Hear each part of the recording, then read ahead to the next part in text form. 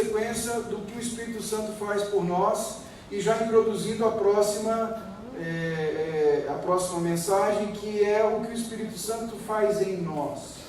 Então hoje nós vamos abrir a Bíblia em Romanos, no capítulo 8.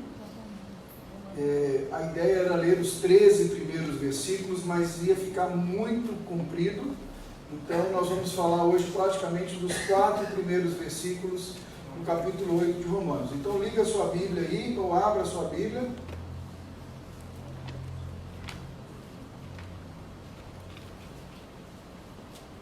E vamos ler juntos. Amém? Romanos 8, o verso 1 diz assim: Agora, pois, já nenhuma condenação há para os que estão em Cristo Jesus, porque a lei do Espírito da vida em Cristo Jesus te livrou da lei do pecado e da morte.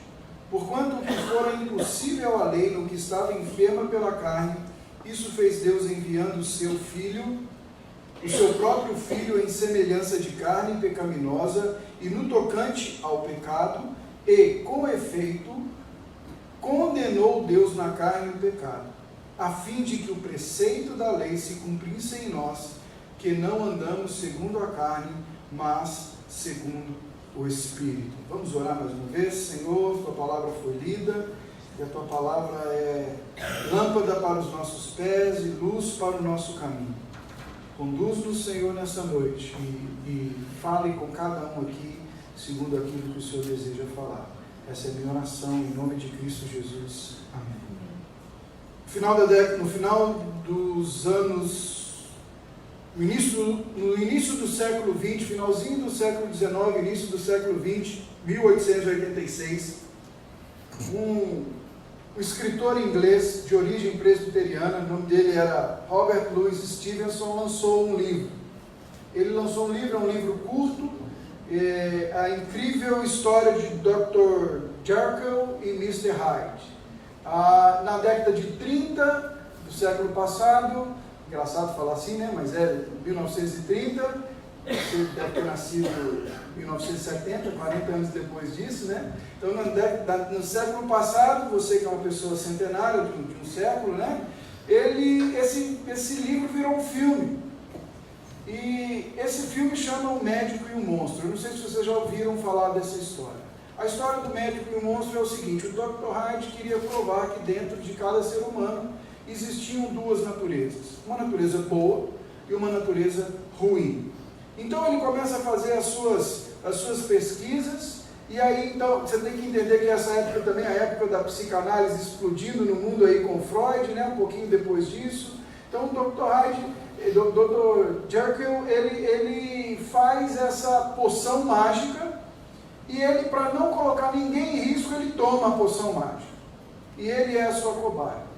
E aí ele começa a perceber que em determinados eventos, em determinados momentos, realmente ele estava certo. Havia alguém dentro dele que era mau. Havia alguém dentro dele que tinha decisões ruins, que era mau caráter. Por exemplo, numa das situações que o livro relata, ele vai falar de o testamento do doutor. O doutor faz, de repente aparece um testamento dizendo que se ele morresse, tudo deveria ser entregue ao Sr. Hyde. Tudo deveria ser entregue a esse homem. E o final do livro, eu vou te contar, o final do livro, esse doutor que cria que poderia comandar o que era mal que havia dentro dele, é engolido por esse eu maligno que ele tem dentro dele. Ele não consegue controlar. Ele morre. O mal que há nele mata a ele. E ele é achado, então, morto. Uma versão mais moderna disso aqui, porque eu pensei, poxa, vou ficar falando disso, eu tenho que falar alguma coisa que meus amigos vão entender, vão lembrar. Vocês já viram um filme da Marvel? O pessoal mais antigo, antes da Marvel, da era pré-histórica, antes da Marvel, vai lembrar do Incrível Hulk. Lembra do Incrível Hulk? Fala que não lembra. Quem não lembra do Incrível Hulk aqui? Né?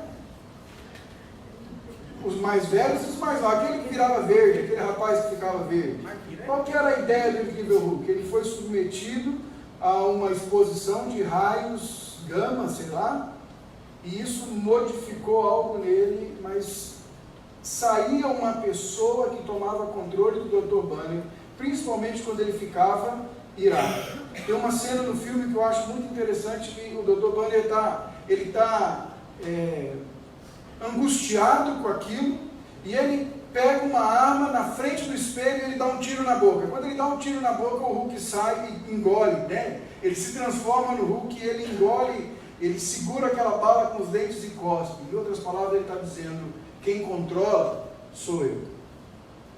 Eu tenho controle sobre você. Não é você, Dr. Banner, que controla. E aí a gente sabe que quando o Hulk aparece, o Hulk esmaga e só. Mais nada. É só o que ele faz. Pula, esmaga e bate no Thor. Mais nada. É só isso que ele faz nos filmes da Marvel. Mais recente agora, a gente tem um outro filme chamado Venom. Não sei se vocês viram. O pessoal mais novo viu esse filme. Eu, a Bia, a Bianca, o pessoal mais novo. Vocês que não são tão novos assim, né, não viram. Mas o Venom é isso. É um ser, um simbionte que vive dentro de um homem e que toma o controle desse homem na hora que ele quer. Em um determinado momento ele decide que vai decidir por si só quem é bom e quem é mau. Ele fala, não, só vamos matar quem é mau. Mas o padrão de julgamento é feito por ele mesmo. Em outras palavras, aquele humano é apenas um hospedeiro de algo ruim, com uma natureza corrompida dentro dele, e que a hora que quiser toma a frente, toma o lugar. A hora que quiser sai e realiza os seus feitos e realiza os seus atos. Quando você volta à página, no capítulo 7, Paulo está falando exatamente sobre uma guerra que é travada e que existe dentro de cada um de nós. Dentro de cada ser humano existe uma guerra em andamento. Existe uma batalha sendo travada. Existe algo que luta constantemente em nós, ou que deve lutar constantemente em nós. Nos primeiros capítulos de Romanos, Paulo está falando sobre o Evangelho. Ele está falando sobre, no capítulo 1, sobre Deus ter criado o homem ter se corrompido, o homem ter se distanciado, o homem ter sido entregue a si mesmo, o homem ter feito para si ídolos. E ele vai dizer em determinado momento que todos ali são corrompidos, há uma corrupção na natureza, no gênero, e que o homem por si só não consegue e não vai querer Deus, não vai buscar a Deus naturalmente. O homem, quando ele vai buscar a Deus naturalmente, ele cria um Deus confortável a ele, favorável a ele. A gente vê na história do povo de Israel o flerte, o namoro que Israel tinha com a idolatria. Nós vemos na nossa vida hoje como é fácil a gente colocar coisas, pessoas e circunstâncias em status de ídolo na nossa vida, no lugar do Senhor. Então Paulo está dizendo para a gente que existe uma luta em nós.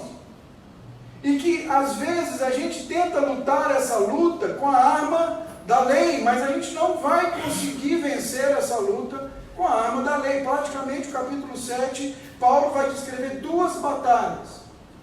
A primeira batalha é uma batalha que você não pode vencer. Você não tem como vencer. Que é tentar lutar pelo pecado, contra o pecado, na própria força. Se você puder voltar um pouquinho, você vai ver que no versículo 7 ele vai dizer assim, que eu vou dizer o quê? A lei é pecado? De modo nenhum. Mas eu não teria conhecido o pecado, senão por intermédio da lei. Pois não teria conhecido a cobiça, se a lei não dissera, não cobiçarás. Paulo está dizendo, a lei é boa, a lei não é pecado. Mas a lei, ela revelou o pecado, e eu conheço o pecado, e eu pratico o pecado, porque a lei me diz que isso é pecado. Porque a lei me diz que isso é errado. E olha que interessante, dos 10 mandamentos, Paulo poderia ter pegado não furtarás, não matarás, não adulterarás. Todos esses não são pecados que você tem como mensurar. Você tem como provar. Eu vou dizer, Ricardo, esse tênis era meu. Você passou lá no meu varal e pegou. Não, pastor, não era seu não. Como é que você sabe que era seu? Ele está rasgado lá e ele é 2 números maior que o seu pé. Então esse tênis era meu. Provei. Ricardo me devolve meu tênis. Posso provar. Mas e a cobiça? É um pecado de foro íntimo. Eu posso olhar para o tênis do Ricardo e começar a cobiçar o tênis do Ricardo enquanto eu prego a palavra aqui para vocês.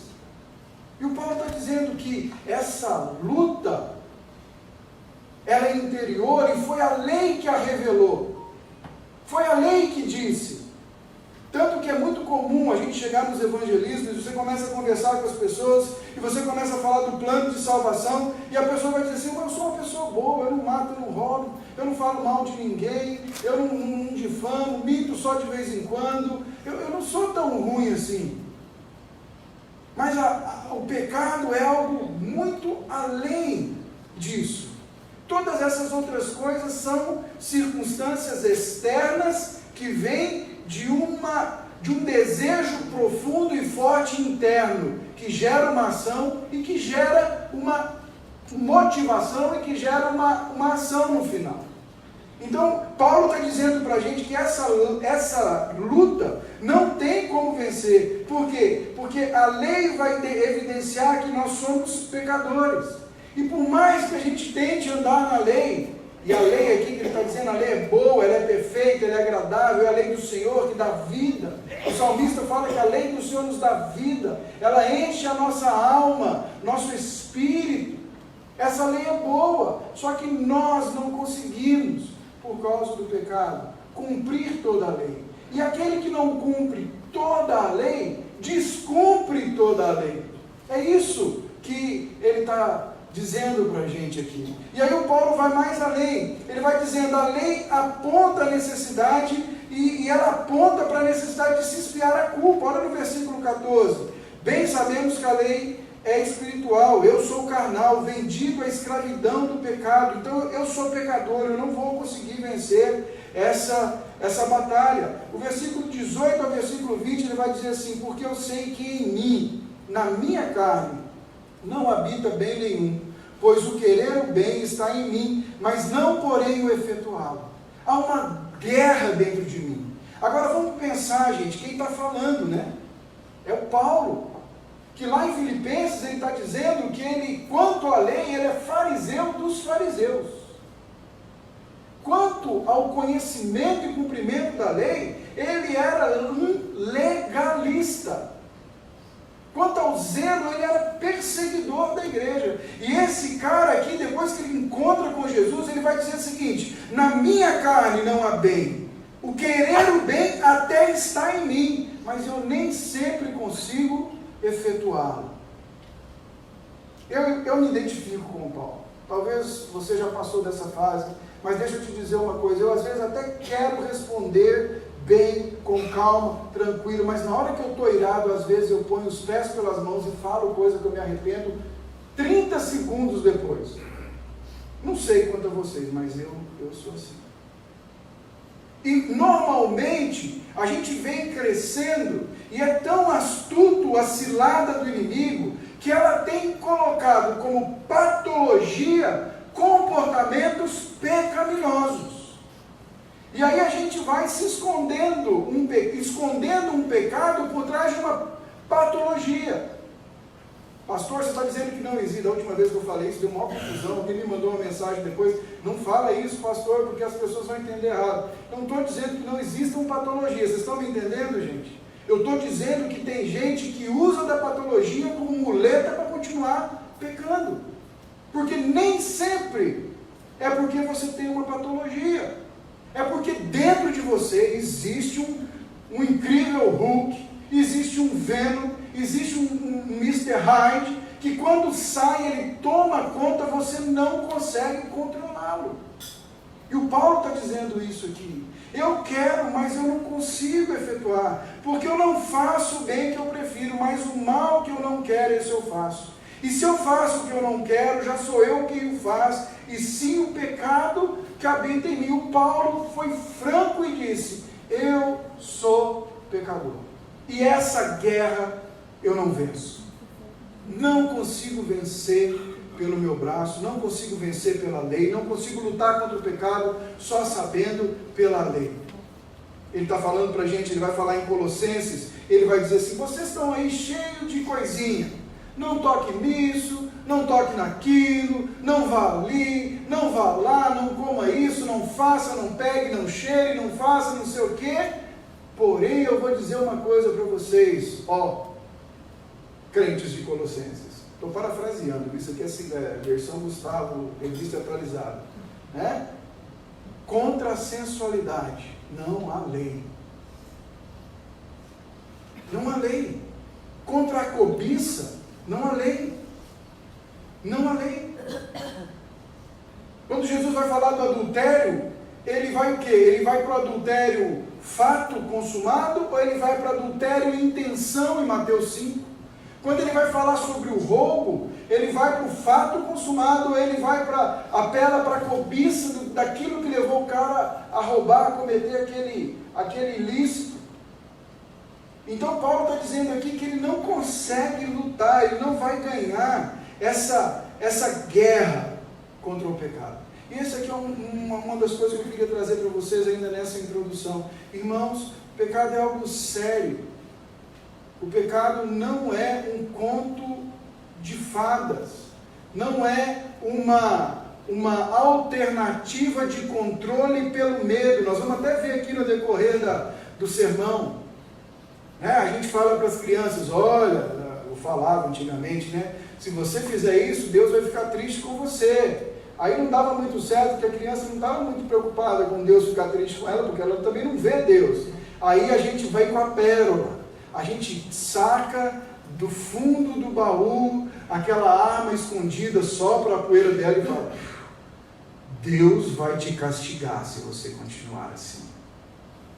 Aí nós estamos criando as crianças já pensando em medo, em castigo. Então eu tenho que andar na lei, mas eu não consigo andar na lei, então eu preciso mentir, mas se eu mentir é errado, então eu preciso esconder. Aí a gente vai crescendo, a gente pensa em não mentir, não esconder, mas a gente omite, e a gente vai fazendo uma salada dentro da nossa cabeça, dentro da nossa fé, dentro da nossa espiritualidade, e a gente vai achando ídolos, para que então a gente possa se dobrar diante deles e dizer: esse Deus aqui cabe nas minhas expectativas, então eu vou seguir esse aqui e não aquele lá. Mas Paulo está dizendo para a gente: não dá para passar a mão no pecado, não dá para brincar com o pecado, não dá para dar mole para o pecado, porque ele é sério e você não vai conseguir cumprir a lei, você não vai conseguir vencer o pecado só no seu braço. Essa é a primeira guerra que Paulo vai dizer no capítulo 7 para a gente. No capítulo 7 ele vai falar também de uma segunda guerra. A primeira guerra ela é impossível de ganhar, que é tentar vencer o pecado só com a força do braço, só com a força da lei, tentar cumprir a lei só na força do braço, só na força da força de vontade. A segunda batalha é aquela batalha que você não pode perder. Paulo vai dizer também que há uma batalha que não pode, e parece um contraponto, porque ele começa a responder e a reconhecer essa guerra interna. A lei, a mente dele é escrava da lei, mas os feitos dele são escravos da carne. E aí ele fala: meu Deus, quem pode me libertar dessa batalha que acontece dentro de mim? Quem pode me livrar do corpo dessa morte? Versículo 24: desventurado o homem que sou, quem me livrará do corpo desta morte? Essa imagem, só para você ver algumas das punições previstas para assassinos, era que ele carregaria, amarrado em si, um cadáver. Então ele matou alguém, as pessoas amarrariam nele então um cadáver, e ele andaria com esse cadáver, chamado corpo da morte. Então por onde ele fosse, aquele corpo ia decompondo ali, e era uma pena de morte imputada a ele, lenta, bem lenta, e ele morria com aquele corpo ali, aquele ser, aquele ente apodrecendo nas suas costas. E o Paulo está dizendo: quem vai me livrar disso? E aí ele revela para a gente por que a gente não pode perder essa batalha. Versículo 25 ele vai dizer assim: graças a Deus que nos deu Jesus. Graças a Deus por Jesus Cristo nosso Senhor, de maneira que eu de mim mesmo com minha mente sou escravo da lei, mas segundo a carne eu sou escravo ainda do pecado. E essa constatação de Paulo, de uma guerra que nós não podemos perder, nos leva pelo menos a duas constatações quanto à lei. A primeira, ela nos livra de sermos legalistas.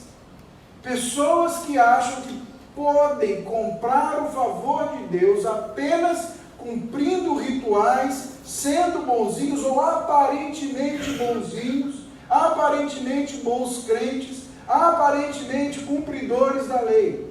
Esses são os legalistas. Nos livra disso. A segunda coisa que ela nos livra, essa certeza de Paulo, é da permissividade. Porque o Paulo está dizendo assim, mesmo tendo sido livre por Cristo Jesus, a gente vai continuar vendo aqui, eu ainda milito numa guerra. O meu corpo ainda, a minha mente ainda está cativa. E eu preciso continuar lutando. Ele não diz, venha para Jesus e faça o que você quiser. Existe, gente, hoje uma tendência liberal muito grande dentro de igrejas evangélicas. Existem movimentos dizendo que você pode servir a Deus do jeito que você quiser, que você não precisa de transformação. Eu já vi vários posts na internet, é um mar de opções para você ver isso, e a pessoa vai dizer lá assim, Jesus nunca disse que você tinha que mudar, ele disse, venha como estás. Mentira! Ele fala, venha como estás, sim, mas não fique como estás. O Paulo vai dizer para a gente que o alvo de você, ao se tornar um cristão, é ser tornado, é ser parecido com Cristo Jesus. Há um alvo para cada um de nós que está aqui sentado nessa noite. Para cada um de nós há uma figura a imitar e copiar e a se tornar igual. É a figura de Cristo Jesus. Então Paulo vai dizer isso para a gente. John Stott ele vai falar para a gente o seguinte, existem 3 grupos que lidam com a lei de forma diferente. Os legalistas, que acham que a lei e só cumprir a lei vai ser suficiente para eles comprarem a sua salvação.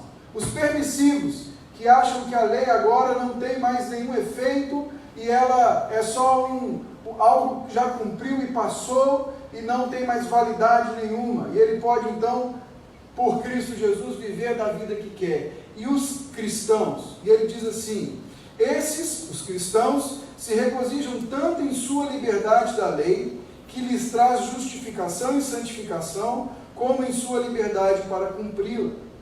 Deleitam-se na lei, por ser a revelação da vontade de Deus, mas reconhecem que a força para cumpri-la não provém da lei, mas sim do Espírito. Em síntese, o legalista teme a lei e está debaixo da servidão dela. O libertino detesta a lei e a lança fora. E o cristão respeita a lei, ama e obedece. Em suma, é claro que a gente poderia ficar há um bom tempo falando desse capítulo aqui, irmãos. É o que Paulo está dizendo para a gente no capítulo 7. E ele não diz tudo isso. Ele está dizendo para a gente que a gente está lutando e que a gente continua lutando essa guerra, que nós não vamos perder. Porque nós estamos lutando em companhia daquele que já venceu. Ele disse, graças a Deus por Cristo Jesus. Mas nós continuamos lutando uma guerra.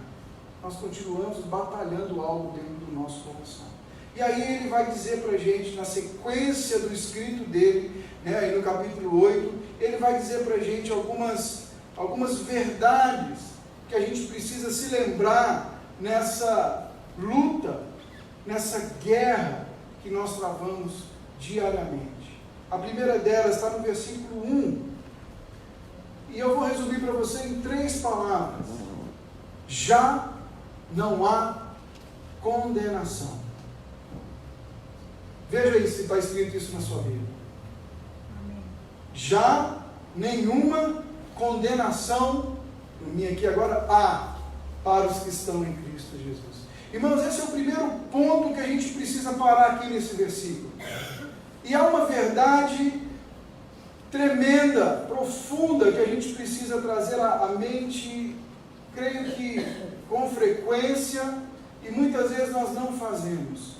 Cristo nos livrou através do seu sacrifício de toda a condenação. Cristo nos livrou através do seu sacrifício de toda a condenação. passada, toda condenação presente e toda condenação futura. O sacrifício de Cristo Jesus é eficaz e efetivo uma vez por todas para nós que estamos nele, que viemos a ele, que fomos, lembra domingo passado da obra do Espírito Santo? Por ele vivificados, fomos por ele regenerados, e aí podemos então ser libertos da lei e confessá-lo e caminhar com ele. Já não há condenação. Nós não entramos e saímos de condenação por um tempo. Eu agora estou livre da condenação, mas agora eu já não estou mais. Eu estou livre agora, eu não estou mais não. Agora eu estou livre, agora eu não estou. Francis Schaeffer, um apologeta da década de 50, ele vai dizer para a gente o seguinte: já não há condenação, isso nos enche de alegria, de modo que não tenhamos que ir para a cama todas as noites, repassando os eventos do dia e perguntando-nos: será que eu ainda continuo salvo? Ou será que eu me perdi nesse dia? Porque o Espírito Santo de Deus aplica a base legal da justificação do que Cristo fez, do sacrifício de Cristo por nós. Nós não podemos ser salvos por aquilo que fazemos. Nós somos salvos pelos méritos do Cordeiro na cruz do Calvário. Posso ouvir um amém aí? Amém. Gente, isso não é aliviado, não está na nossa mão, não está no nosso poder, não é porque eu ando direitinho, porque eu faço tudo certinho, não é porque eu tenho aparentemente uma vida ilibada, porque eu vou descobrir lá atrás, o Paulo me disse que eu não consigo lidar com a lei por mim mesmo, eu preciso estar em Cristo Jesus. Já não há condenação. Você não será mais condenado, meu querido. Tim Keller é um dos que eu gosto muito de ler e ouvir. Ele diz assim: no momento em que vamos a Cristo Jesus, a condenação desaparece para sempre. Não há mais condenação alguma para nós, ela se foi. Nunca mais pode haver condenação para nós. Não há nada além de aceitação e boas-vindas. O dia que o Espírito Santo de Deus te vivificou, te regenerou, que você entendeu que você era um pecador, que nada que você fizesse traria o favor de Deus sobre a sua vida. Nesse dia, quando você clamou do alto e bradou, como Paulo diz: desventurado homem que sou. Que tipo de homem eu sou? Eu preciso da sua misericórdia, Deus. Eu preciso do Senhor, eu não consigo sozinho. A partir desse dia, não tem mais uma mamãe, ou um papai, ou uma vovó dizendo: Deus vai te castigar. Já não há condenação. O Espírito Santo de Deus aplica a você a obra salvífica do Cordeiro. Aplica legalmente a justificação do Cordeiro. Senão nós teríamos que repetir, será? O mantra que diz que nós precisamos de Jesus e mais alguma coisa para sermos salvos. Já não há condenação. E qual é o problema para nós ao não entender a profundidade dessas declarações, irmãos? Quando eu e você não entendemos a profundidade, a simplicidade ou a profundidade na simplicidade dessa declaração. Uma das coisas que acontece com nós é que nós nos sentimos muito mais culpados, muito mais indignos e sentimos muito mais dor do que deveríamos sentir. Nós temos, às vezes, quando a gente não entende isso, uma compulsão de provar alguma coisa para alguém, o tempo inteiro. De provar que somos úteis para o Senhor. De provar que Deus precisa de nós, porque se não fôssemos nós, a obra do Senhor pararia. Se eu não tivesse dito sim, lá em 99, no meio do conjugando, meu Deus, não sei o que seria de tanta gente que ouviu falar de Jesus por onde eu passei. É um excesso de preciosismo quando a gente não entende isso. que se eu não tivesse respondido, os desígnios do Senhor continuariam, essas pessoas ouviriam através de outra pessoa. O privilegiado sou eu de participar da obra de Jesus. Irmão, privilegiado é você de servir ao Senhor aqui. Por mais que isso doa na gente, doa no nosso orgulho, doa no coração. Ai, pastor, não fala assim. As pessoas podem não voltar domingo que vem. Eu sei, irmão, podem não voltar, mas eu prefiro falar uma verdade para você. A obra não vai parar se você não disser não. O Senhor vai levantar, o Senhor sempre vai ter aqueles que vão vir e que vão ombrar e que vão levar a sua obra a cabo. Porque antes de mim e de você, Deus plantou essa igreja aqui com o propósito dele. E os propósitos e decretos dele vão acontecer, apesar de nós. Amém? Eu creio nisso.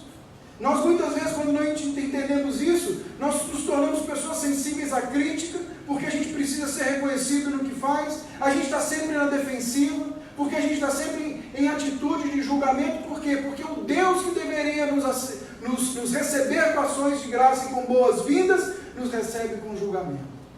Eu me lembro de orar muitas vezes e pedir ao Senhor misericórdia por tanta coisa que eu nunca conseguiria lutar por mim mesmo.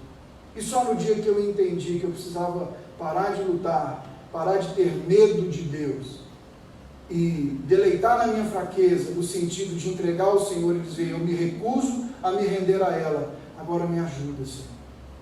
A minha relação com Ele mudou.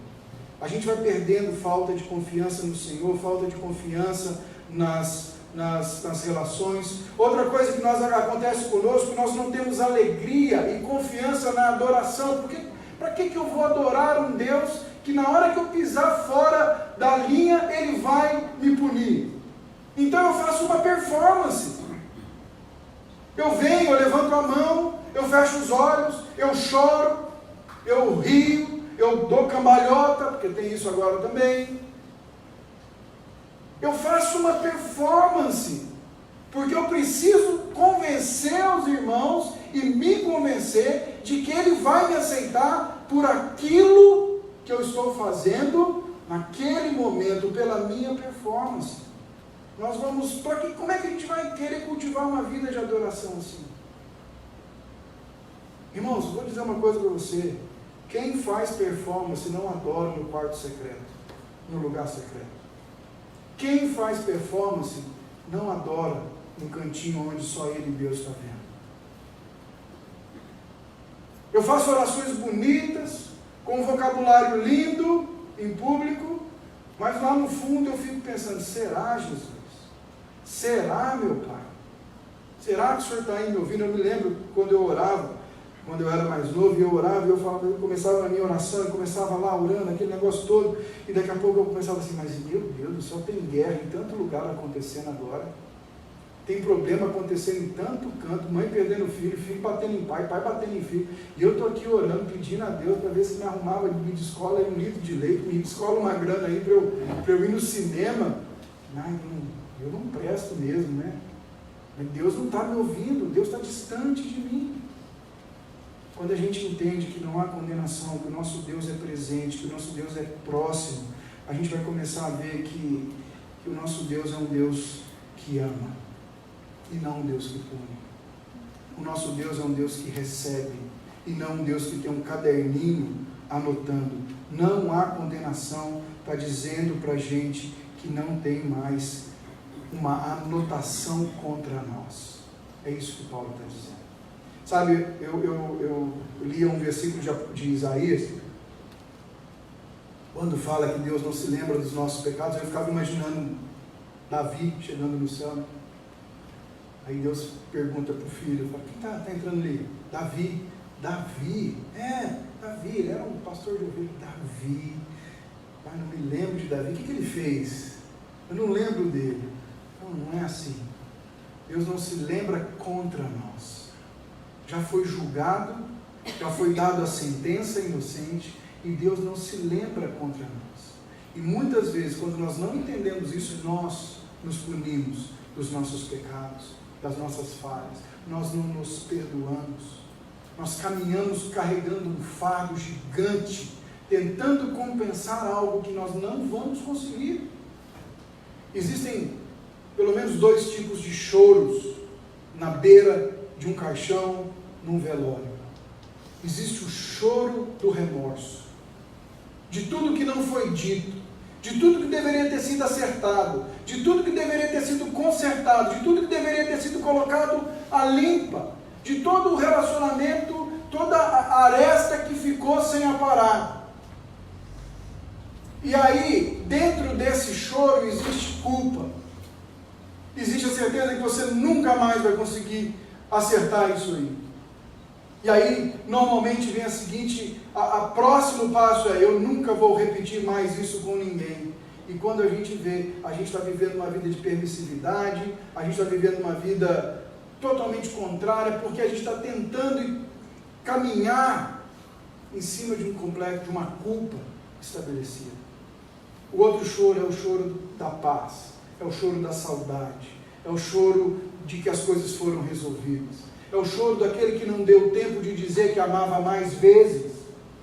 Aquele choro que não deu tempo de você abraçar e você pensa, por que eu não beijei mais vezes meu velho? Por que eu não tive mais tempo com ele?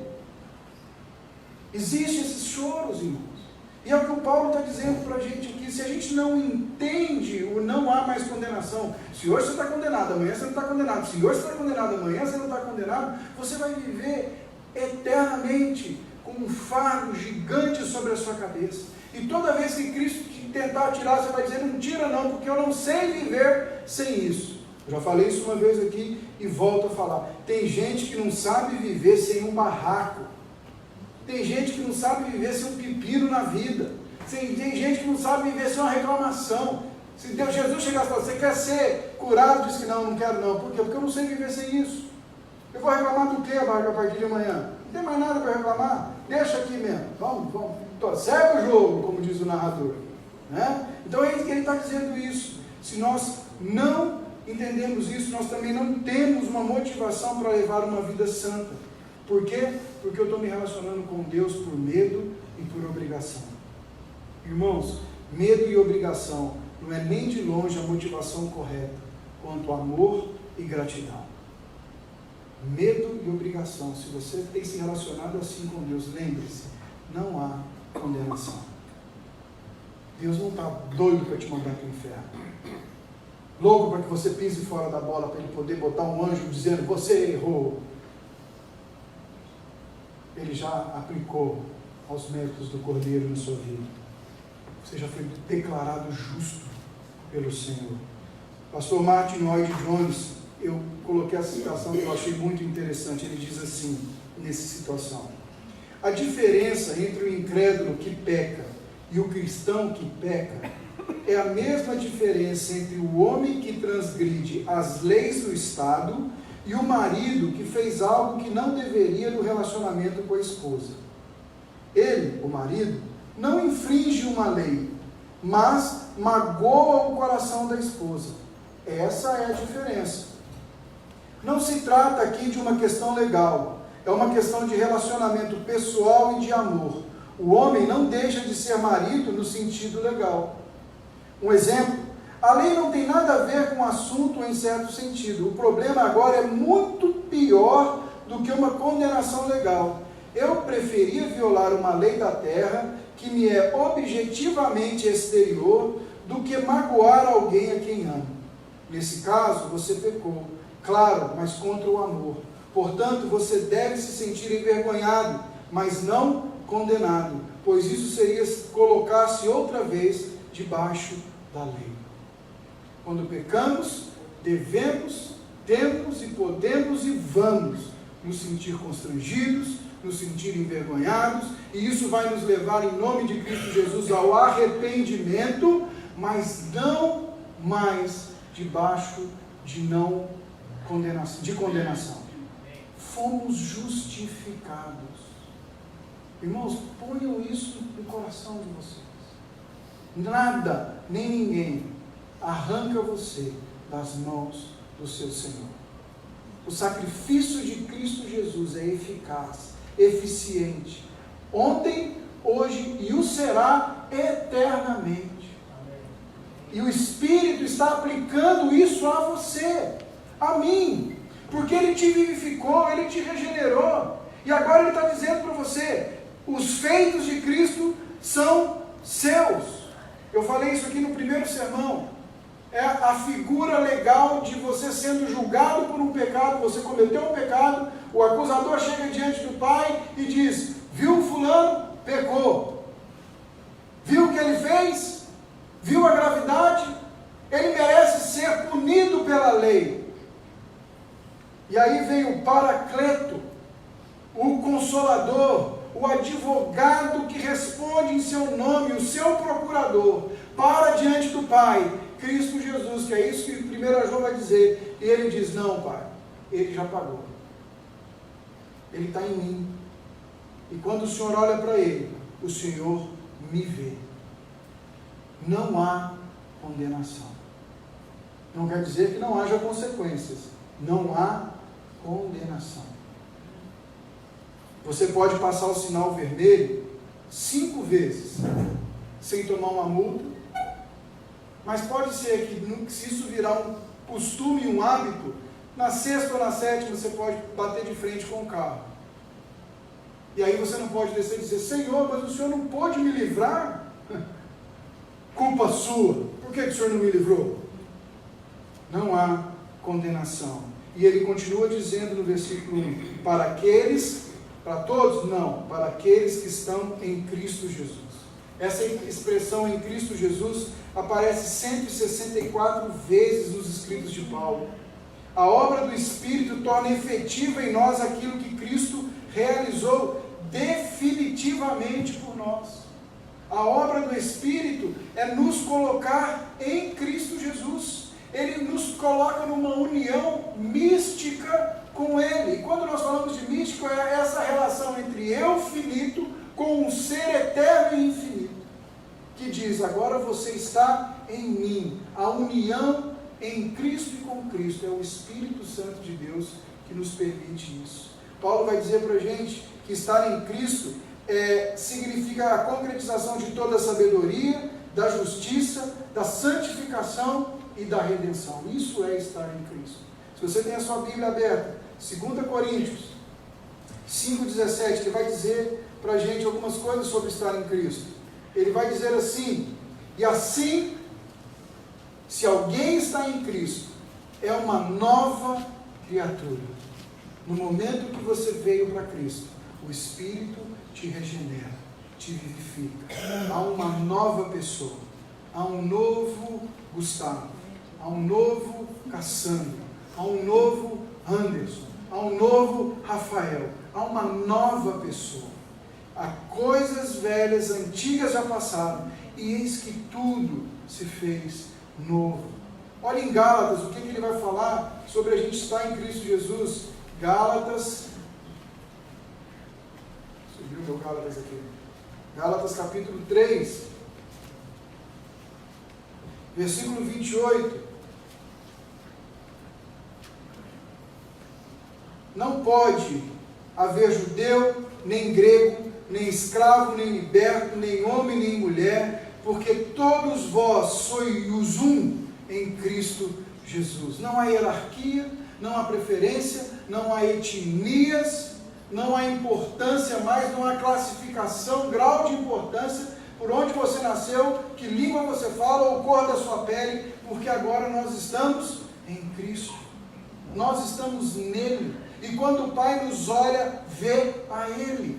É isso que o Espírito Santo de Deus está aplicando em nós. E para finalizar, Efésios 2:13, ele vai dizer para a gente assim, mas agora em Cristo Jesus, vós que antes estavam longe, fostes aproximados pelo sangue de Cristo. Nós somos novas criaturas, nós somos um novo povo, e nós agora fomos aproximados, nós não estamos mais alienados, nós agora estamos nele. E para esse indivíduo que está em Cristo, não há nenhuma condenação mais. Irmãos, não há nenhuma condenação mais.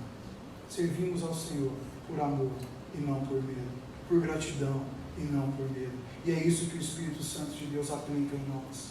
É isso que o Espírito Santo de Deus nos ajuda a lutar e a viver e a desfrutar dele. Você não precisa ir para a cama com medo mais. Por quê? Porque o Espírito Santo de Deus, nessa noite, se você até hoje não entendeu isso, eu espero que ele esteja aplicando ao teu coração. Foram os méritos do Cordeiro que conquistaram a sua salvação. E você foi incluído pela graça de Deus. Simples assim, graça de Deus. Nenhum de nós aqui merecemos, mas pela graça de Deus. E o versículo 2 vai dizer também que ele livrou a gente da morte do pecado. O Espírito Santo vem para nos libertar da escravidão do pecado em nosso coração. Então olha só, a primeira coisa que ele fala para nós é que o Espírito veio trazer para a gente salvação. E a segunda coisa que ele vai dizer, que o Paulo vai dizer que o Espírito faz através dos feitos de Cristo Jesus, é nos livrar de uma escravidão. Antes éramos escravos da lei do pecado e da morte, mas a lei do Espírito da vida em Cristo me livrou dessa escravidão. No versículo 1, eu sou liberto de uma condenação legal do pecado. A batalha que eu não ganharia é transformada numa batalha que eu não perco mais. E no versículo 2, ele vai dizer que eu estou sendo liberto do poder real do pecado. Salvação lida com a culpa legal. Redenção aqui, no caso, a lei do pecado, esse livrar no versículo 2 está dizendo para a gente, lida com a nossa corrupção interior. A salvação o primeiro versículo lida com a nossa justificação legal diante de Deus. E o segundo versículo lida com a forma como nós andamos a partir de agora, para nós que não há mais condenação em Cristo Jesus. Ele começa a nos livrar de um problema moral, de um problema interno em nós. Nenhum homem consegue, por si só, ser totalmente incorruptível, se não for a ação do Espírito Santo de Deus. Eu costumo lembrar de uma história de um rapaz que saiu de um jantar e estava indo com uma pessoa que estava com ele, com a companheira dele, e para um motel, e aí pararam na farmácia para comprar um remedinho para dor de cabeça que ele precisava.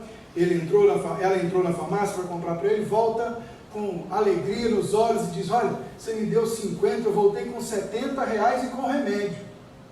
Mas, como assim? Não, porque a mulher do caixa achou que eu tinha dado, em vez de 50, ela achou que eu tinha dado 100 e me deu um troco a mais. E ele falou, o que é isso? Isso aí é errado, isso aí é contra os meus princípios, é contra a lei. E aí ele entra na farmácia com a mulher do lado, vai na caixa, pede desculpa, pede perdão, devolve o dinheiro, faz a coisa correta, faz a coisa certa. E nesse momento o gerente da loja vem, viu aquilo e falou, meu senhor, o senhor tem que ser, o senhor é exemplo, o senhor precisa, fica aqui que eu vou chamar a nossa rede, tem um jornalzinho, a gente vai fazer uma matéria, a gente vai exaltar isso, a gente vai colocar isso no ar. Ele falou, não precisa. Não, mas eu sei que o senhor é modesto, o senhor é humilde. Ele falou, não eu não quero aparecer. Não, mas vem aqui. E ele começou aquela coisa, o cara querendo sair, e o gerente da farmácia, até que ele cansou, pegou o gerente da farmácia, levou num canto e falou, sabe o que é? É o seguinte, essa que está aí não é a minha esposa. Eu não posso aparecer. Então a moralidade dele funcionava num aspecto, mas num outro aspecto, ela era corrompida, ela era vil, ela continuava má. Então, o versículo 2, Paulo vai dizer que o Espírito Santo veio nos libertar também da escravidão, da corrupção que há em nós. Poderíamos ler esse versículo dessa forma, sabemos que a condenação não nos alcança, porque Deus enviou o Espírito Santo à nossa vida para nos libertar do pecado. Eu e você fomos libertos do quê? Da lei do pecado e da morte. Como nós somos libertos? Pela lei do Espírito da vida. O que Paulo está fazendo aqui é derrubar o argumento que você pode pecar porque você é humano, você é fraco, a carne é fraca, então eu posso me entregar ao pecado mesmo e pronto, Deus há de me entender e Ele tem que me entender. que Paulo está dizendo aqui é que o Espírito Santo de Deus vem e disse assim para você: o Hulk que está aí dentro não tem permissão para sair se você, comigo, na minha força, o controlar.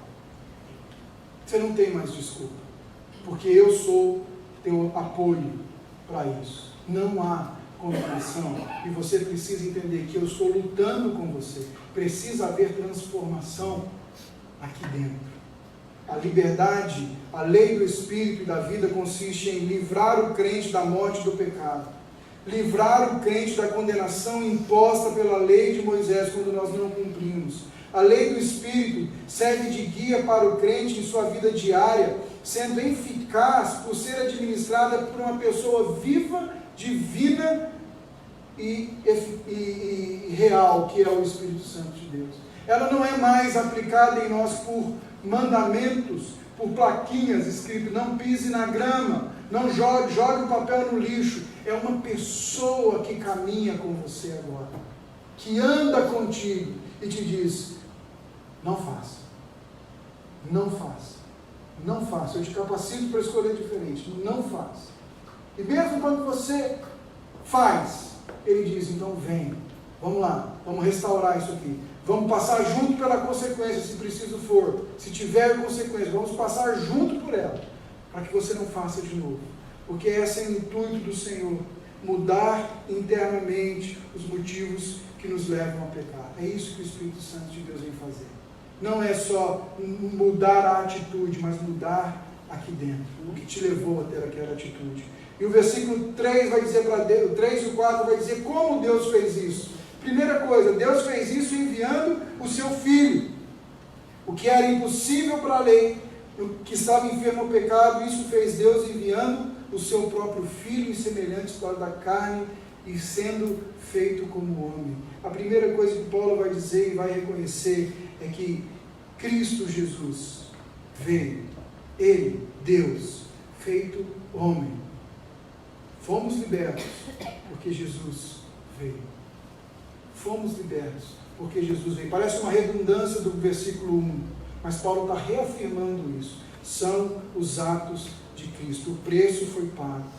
E o versículo 4 vai dizer que ele fez para que o preceito da lei se cumprisse em nós, que andamos não mais segundo a carne, mas segundo o Espírito. Isso aqui eu achei fabuloso. Em segundo lugar, Deus não fez isso apenas para derrotar o pecado, num sentido legal, mas para arrancar o pecado de dentro de nós, para arrancar o pecado da nossa vida, para extirpar o pecado de nós. Deus, a obra do Espírito Santo nos capacita a obedecer à lei, não mais como uma forma de perfeição ou de aceitação para que isso me salve. Nós somos libertos da lei como uma forma de aceitação, mas obrigados a guardá-la como caminho de santidade. Paulo começa a introduzir para a gente o que o Espírito faz por nós e agora em nós. Ele está dizendo que ele vai estar em nós, nós que andamos nele, precisamos e temos e devemos trilhar um caminho de santidade. Não tem como. Guardá-la como fundamento da justificação, a lei não mais nos aprisiona, mas como padrão de conduta, a lei nos restringe e buscamos cumprir ao caminho do acordo, ao caminharmos de acordo com o Espírito Santo. Versículo 4, irmãos, vai dizer que tudo o que Cristo fez a nosso favor, sua encarnação, sua morte e sua ressurreição, que nós vamos agora, daqui a alguns minutos, lembrar e participar da ceia do Senhor, lembrando do que Cristo Jesus conquistou por nós, foi com um propósito, que eu e você não apenas fôssemos justificados diante de Deus, mas que nós tivéssemos uma vida santa. E isso é fantástico. Aquilo para que Jesus vive, o propósito da sua vida inteira é tornar-nos santos, satisfazendo a justa evidência da lei. E esse é o maior motivo para você viver uma vida santa.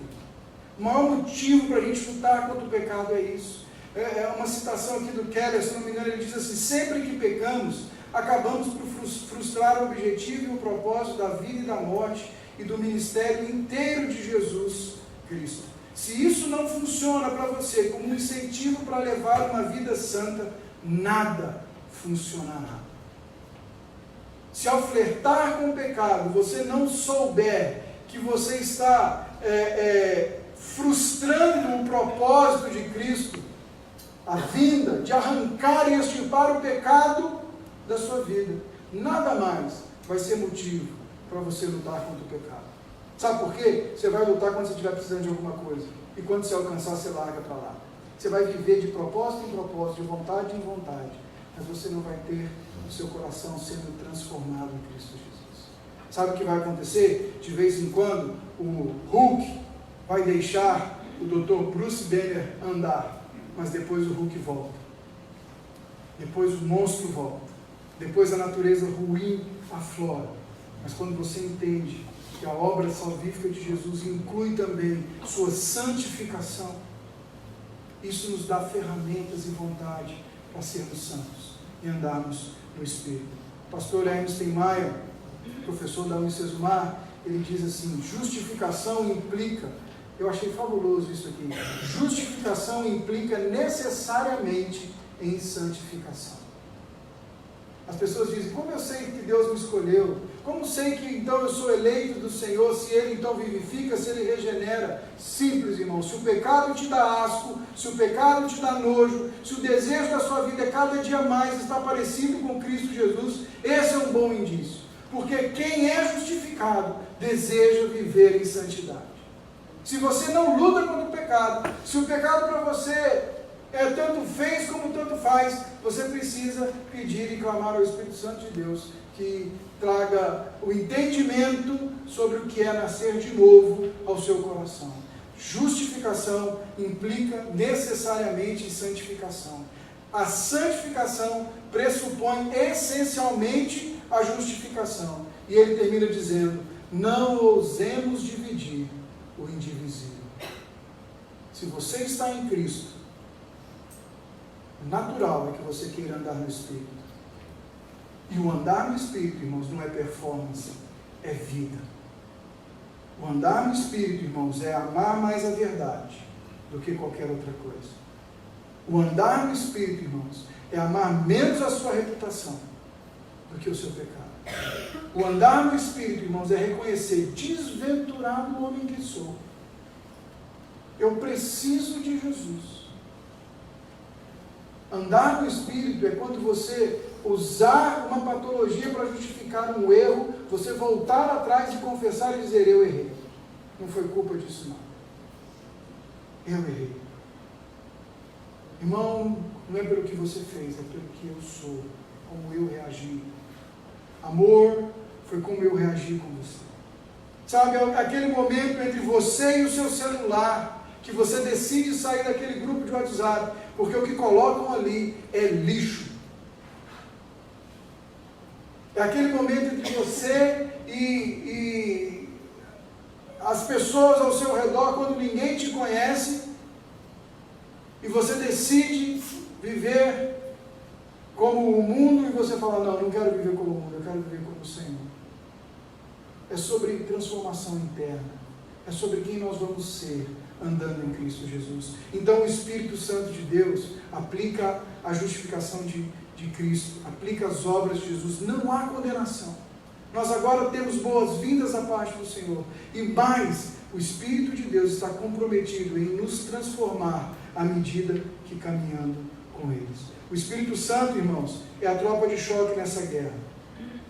Ele é aquele que vem quando ninguém mais consegue vencer. Ele vem, ele toma posição e ele começa a ganhar terreno, derrotando o inimigo atrás de inimigo, colocando ele, sujeitando ele, para que você desenvolva o que Paulo vai dizer lá na frente, no versículo 29 do mesmo capítulo, que eu acho que a gente chega nele ainda nessa série, quando ele diz que a nosso alvo é nos tornar semelhante a Cristo Jesus. Amém?